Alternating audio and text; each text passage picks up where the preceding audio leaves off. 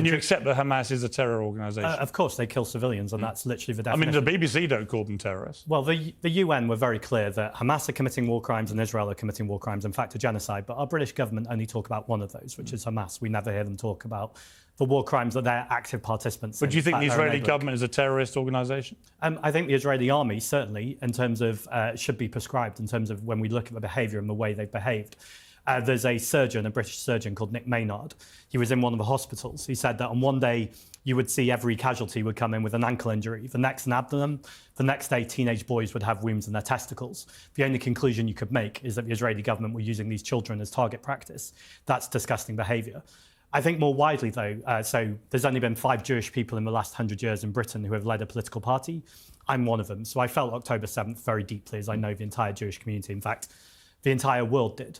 At the same time, that can never justify the response that we've seen from this Israeli government. And in fact, just yesterday, I think we heard Andrew Neil say that Israel might be losing the peace.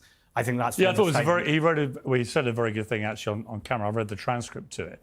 And there's no doubt that polling yesterday, I saw, I think Washington Post, but it showed that most Israelis now want this over, and most Israelis' view of Netanyahu has plummeted now from his high several months into the war, which may be one of the reasons why he's being slow in getting across the line here.